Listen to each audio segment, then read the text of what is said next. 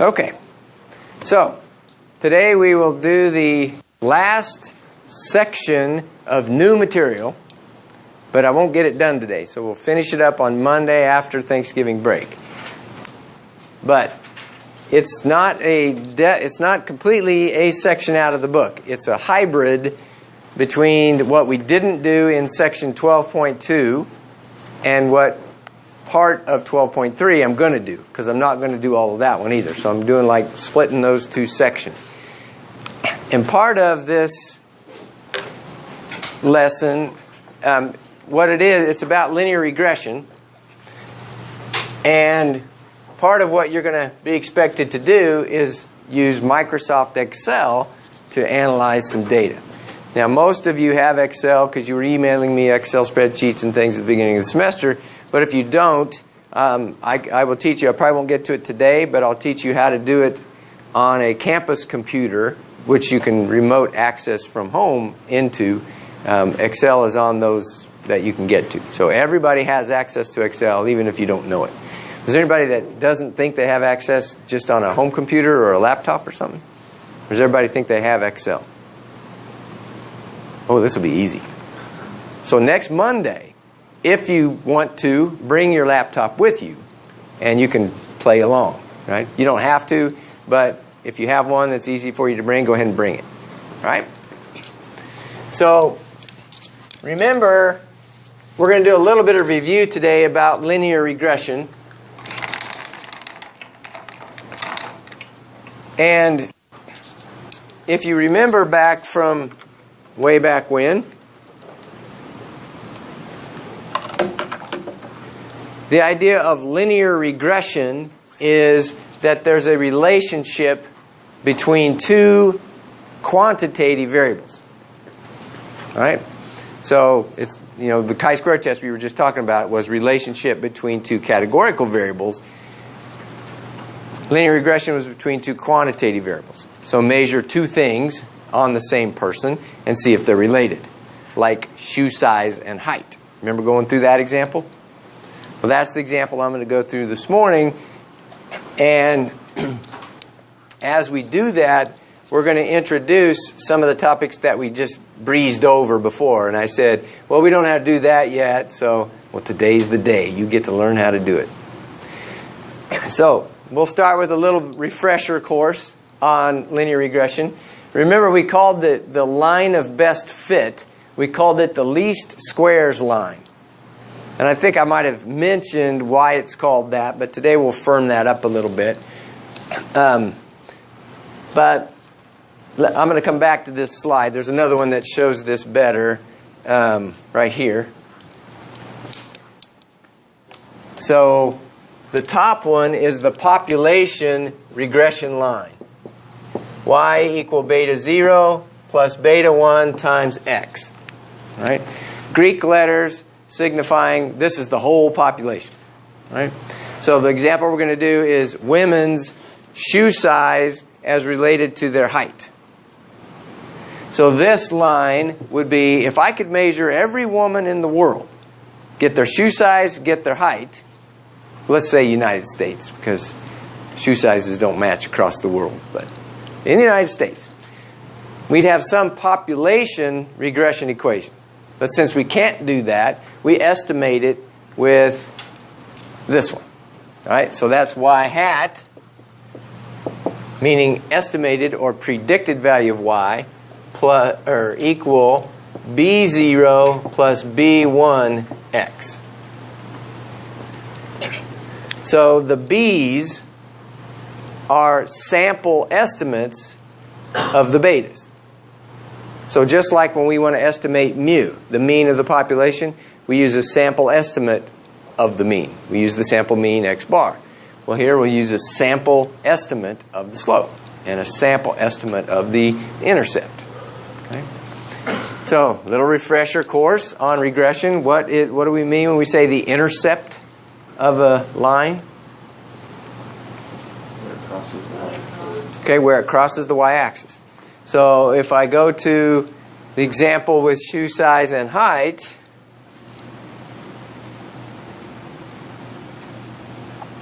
here's a picture of it. So I have shoe size as my x variable, and I have height as my y variable. Here's a scatter plot. And I don't know if you remember, but I'm sure you do. It was only like 4 months ago. Right? I took the first woman in the Excel spreadsheet with each size shoe. And that was my way of random selection. Right? First one with a size 5 shoe happened to be 57 inches tall. Then the first one had a 5.5 shoe happened to be 63 inches tall, and so on. Right? Now, interpret the intercept for me. I'm not looking for a number, but what would it mean? You tell me, yeah, y-intercept, but I don't know what that means. I don't know anything about math or statistics. A woman of certain height would have like shoe size 0. Other way around. Woman of shoe size 0 would have a certain height, right? Because y is on this side, and height is my y variable, right? So if x was 0, this term would drop out, and the predicted height would be that intercept term. Now, you can't really get it from looking at this graph because this graph stops at 5, but if that's 6 and this is 5, here's 4, 3, 2, 1, 0. Extend that line down to about here. Does that look about right? You guys at the back are going to see it better than me. So it looks like, I don't know, around 50 inches. Right? It doesn't always make sense to extrapolate back to when x is 0. Here it doesn't make any sense. Nobody has a size 0 shoe. They don't even make a size 0 shoe. But that's the idea. Right? Now what is this parameter, B1? What does it represent? Slope. And slope is what in terms of shoe size and height? What did you say? Tendency of height over shoe size. That's sort of the best fit. Okay, see, I don't know what words like tendency mean. Tendency. Well, that's what I was saying, like, with what it's at least fit, like, or at least... Yeah, don't worry about that yet. We'll come back to that. What does it mean? Okay, not quite. He said height over shoe size. I want you to add one word before each of those. Increase in height. Increase in height, or I was going to use the word change. Change in height per unit change in shoe size. Right? So we'll use our sample data to estimate these parameters. When we do that, well, let's just do it. Right? Here's the data. So get your calculators out. And I want you to put shoe size into L1. And then put height into L2.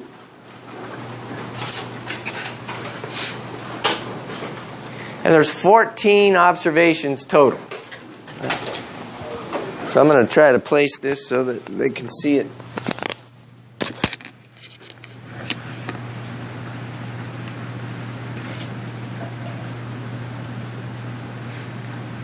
The X's are pretty easy to do, but the Y's will take you a little bit. I forgot my calculator. Well, you're in luck because I got part of them in it already, but I didn't get them all done.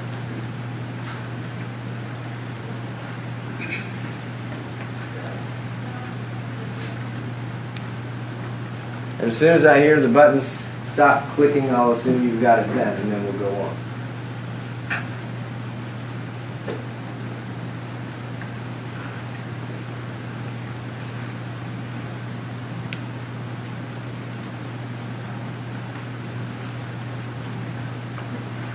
If you remember, when we did this way back when, we said if you want to make predictions from a regression equation, the first thing you need to decide is if it's a statistically significant linear relationship. And I said, we don't have a test for that right now. We're going to just use the eyeball test. We'll just look at it and go, that looks pretty good. But now, today, we'll get that formal test of that hypothesis. Has everybody got the data entered? Okay, so I will scroll down. Do you remember how to run the linear regression? Stat Go over to one. Press stat, go over to test, And then down the limit. and then down to len reg t test. And it's near the bottom, so if you go up, you actually get there faster. Right? And then you'll see this screen. So X list, enter L1, Y list, L2. And then this part, which I've circled, we ignored last time. That's the test that we're going to do. Right? So we'll come back and we'll do that in a second. Go ahead and hit calculate. And we're going to write down what the line is that it gives us and some other things about it. You should match this output. Right? You should see something with its exact same numbers. And then there's A, 51.3475, and B, 1.68046. Everybody getting those numbers? Okay. So I'm going to write those down. Now, this is using A and B. Over here I wrote B0 and B1. So what is our regression equation? Which one is A? What's that? Well, up at the top, it tells you, right? It says y equal A plus BX. So you look at this and go A plus BX. So this is A, and this is B. And there's different places in the calculator to do linear regression. I only show you this one so you don't get confused. But some of those other places might even reverse what A and B are. But it's just, all you got to do is figure out, like Jacob said, which one's being multiplied by X and which one's not. The one multiplied by X is your slope. So the equation we get is 51.3475. I'm keeping way more decimal places than you really need to, but and then 1.68046 times X. Right? So interpret for me the 51.3.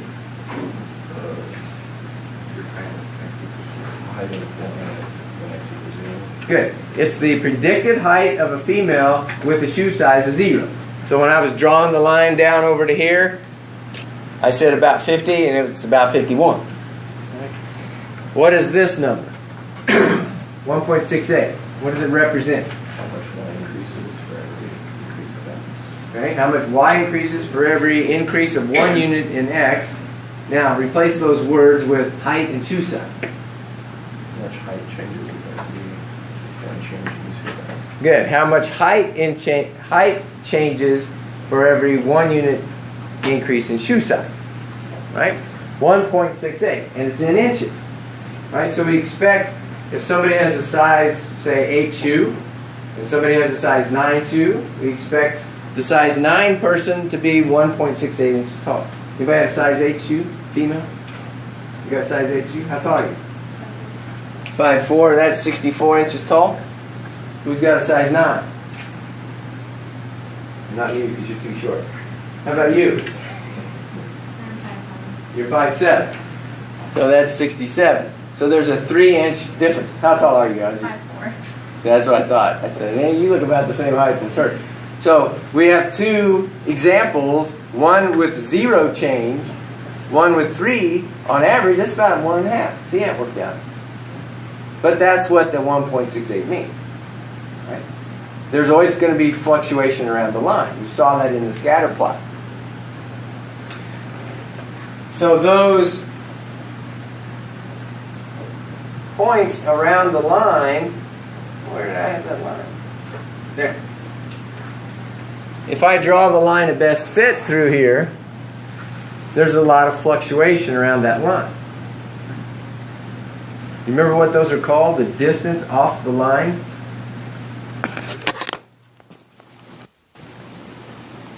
If I take somebody's actual shoe size, and somebody's predicted shoe size,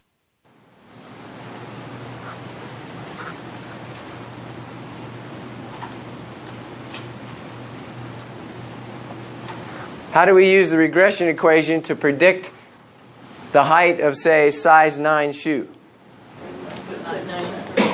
You plug the 9 in for x. Okay? So if we do that, we get 51.348 times 1.68 times 9 is 66.468 inches tall.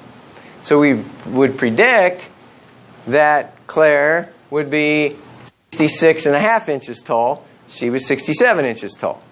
Right? So what's her residual? About half an inch. About a half an inch. Right?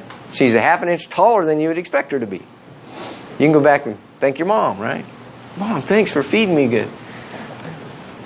The residual, the one person that was in the data set that had a size 9 shoe was 64 inches tall.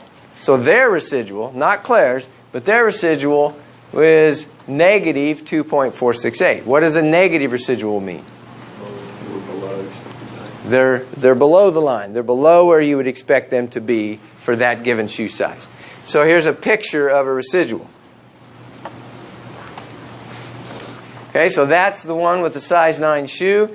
They were 64 inches tall. The graph predicted they'd be 66.48, or whatever it was, right? When you subtract, you get a negative 2.468. Right? If you did this for all of the points, draw my little red vertical line. Those points are the residuals. The line of best fit, you try to minimize those residuals.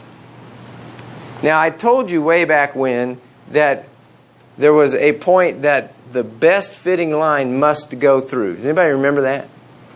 I'd actually be shocked if you did, but it must go through the point X bar, Y bar. We call that the centroid. You don't have to remember that word, but what is that X bar, Y bar? What do you think that is getting at? What is X bar? Okay, it's the mean of the shoe sizes. So shoe size is my X variable. So if I just take the shoe size for those 14 women and take the mean of those 14 shoe sizes, get X bar. So Y bar is the mean of the heights, right?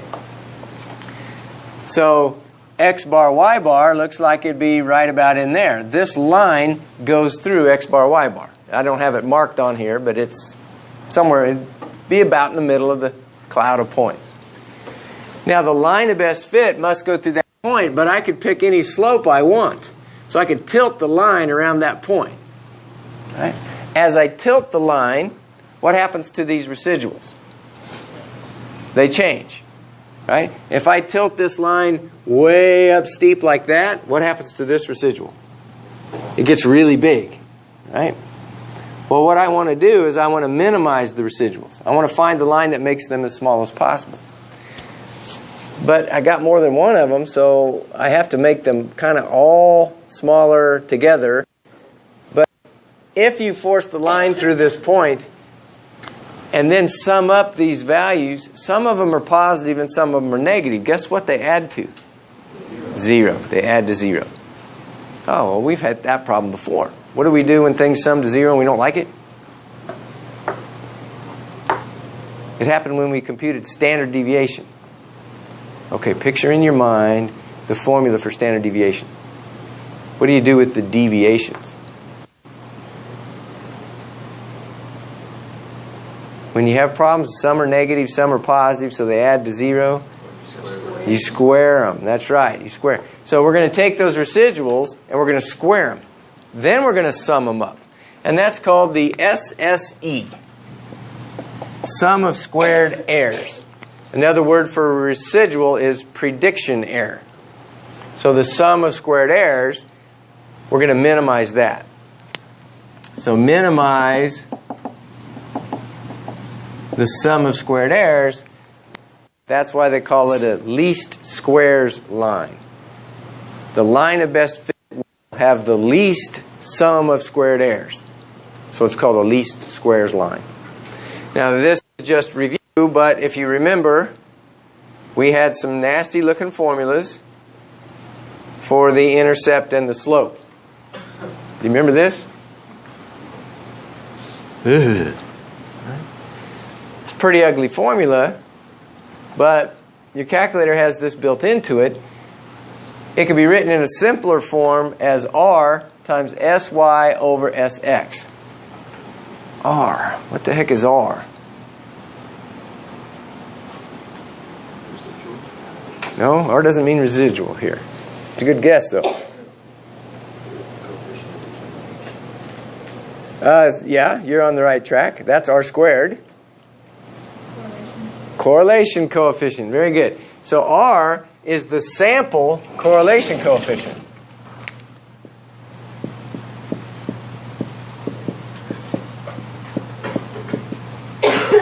I'll just say correlation. You remember, correlation must be between -1 and 1. And near 0 means no real relationship. Near 1 or -1 is near perfect relationship. And it's negative if it's sloping down. It's positive if it's sloping up. Now, can you see from this relationship that if there's no correlation, in other words, the correlation is 0, what would the slope be? Come on, that's not a hard algebra problem. If correlation is 0, what would slope be? It would also be 0, right? B1 equal R times something, and 0 times anything is still 0. So B1 is going to be 0 if the correlation is 0. Draw me a picture of a relationship with correlation 0.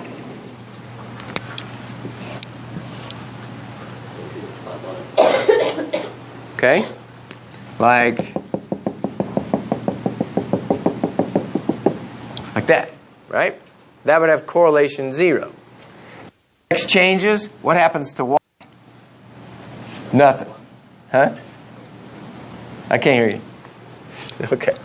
If I fit the line of best fit, it would be a horizontal line with a slope of 0. Right? Now, there's other ways to get perfect correlation. In a shotgun blast, it looks like a circle would... I said perfect, I meant 0. 0 correlation. A shotgun blast would have 0 correlation. Right? Or if you have this kind of a relationship. So it's curved. You fit a line to that horizontal. Right? So you have 0 correlation, 0 slope. Well, if this R denotes the sample correlation, what would the population correlation be? What symbol do you suppose we would use? What? Good guess. She said big R. It's not big R. We need a Greek letter. Right? We use Greek letters for parameters. Rho. That's good. Rho. And rho looks more like a P to me than an R thing, but at least it's pronounced rho. So if you spelled it out, it would be R-H-O. Rho. So if I test a null hypothesis of rho equals 0 versus rho not equals 0, a two-tailed test, then that's testing, is there any correlation in this data? The null would say no, no correlation, so correlation would be 0. If you reject that null hypothesis, you're saying, hey, it looks like there is a significant linear relationship to this data. Right? Well, we just illustrated, though, that this is exactly the same as testing whether the slope is 0 or not.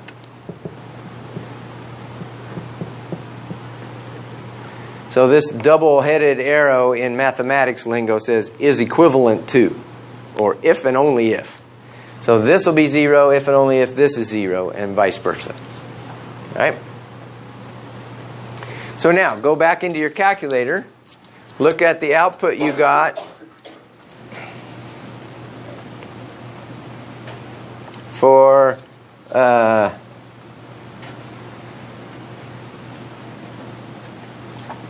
for the height on shoe size. So back to this picture, right? Oh, actually, I want to show one right before this. Before you ran it, I circled here the part that in the past we ignored. This is that test.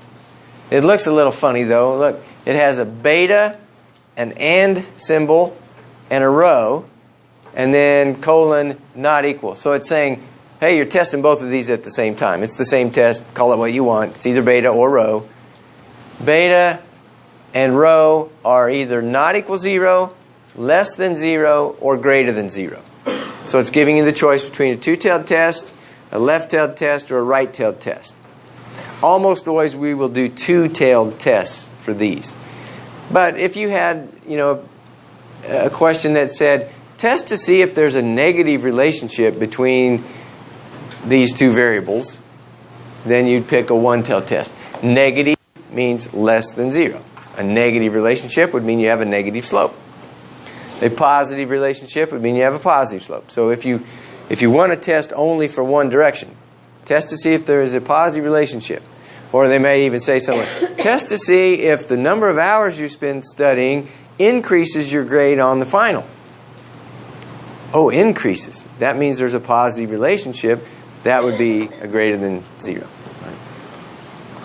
Okay, now, next slide shows the output you should have in your calculator.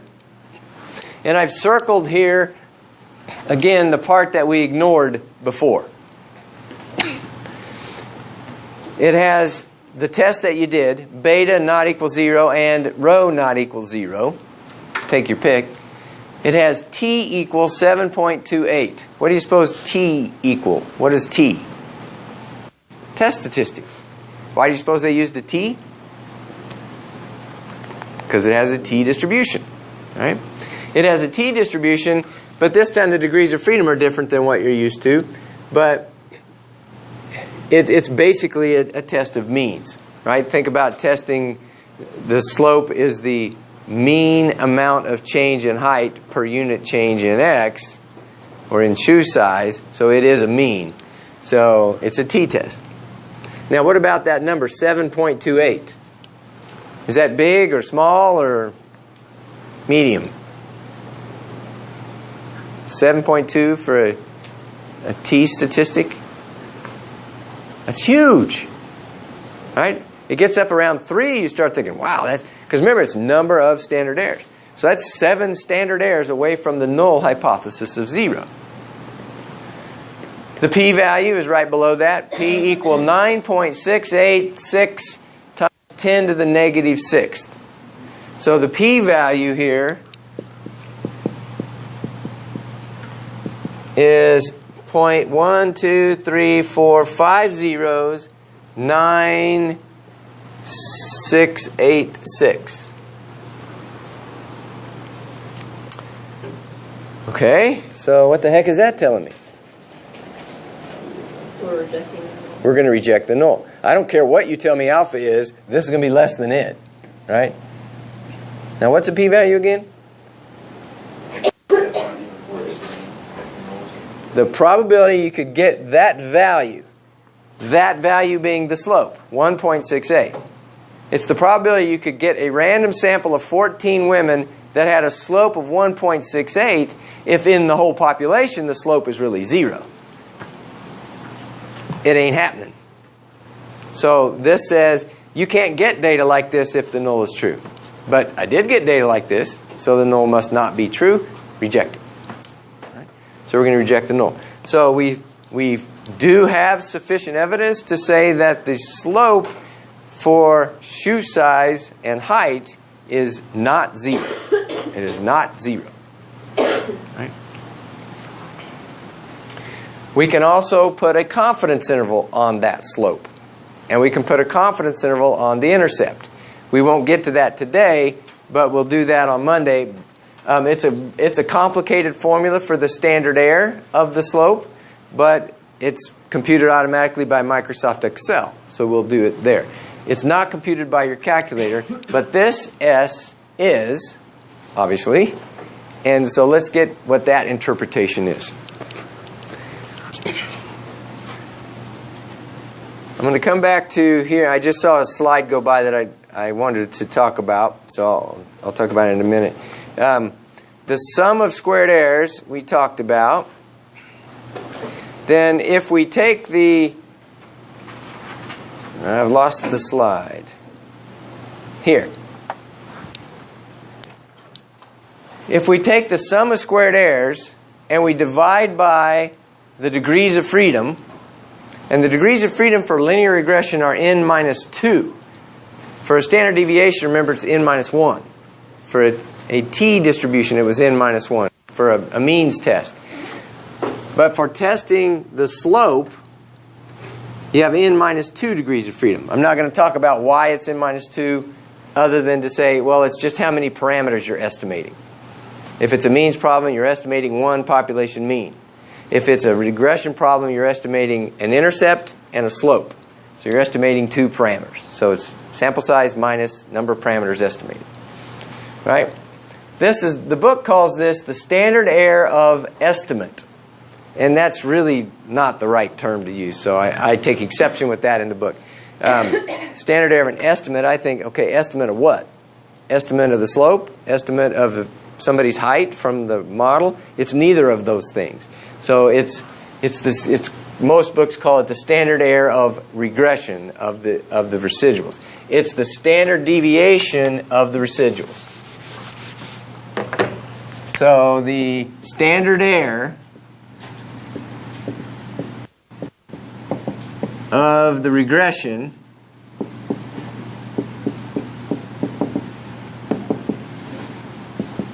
is basically the standard deviation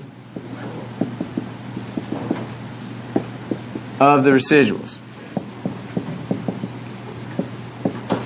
So those little red lines that I drew, if I entered those values into my calculator and said, give me the standard deviation, it would roughly be this number, the standard error. So it's the sum of squared errors divided by the degrees of freedom.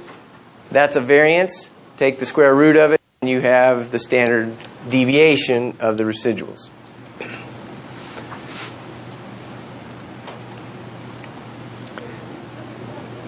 So this slide shows you could do this in your calculator.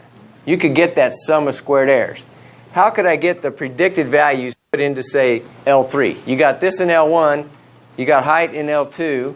How can I get predicted values into L3? Remember how we got differences into L3?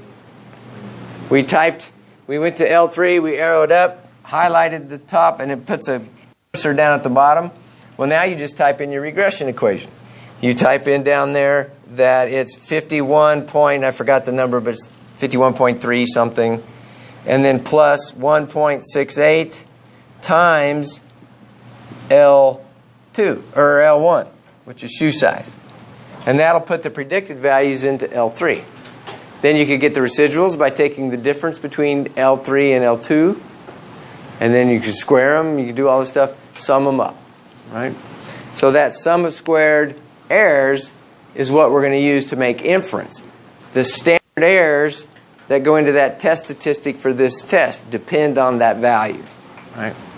So it's not one that I'm going to worry that much about you knowing how to compute. Certainly not by hand, but just know that the software is going to have to compute these things for you. They get pretty complicated. Okay? All right, we'll quit there, and then on Monday, we're going to jump into Excel, analyze this same data with Excel, and then the bigger full spreadsheet of all women and shoe sizes that we have. All right? We'll see you then. What's that?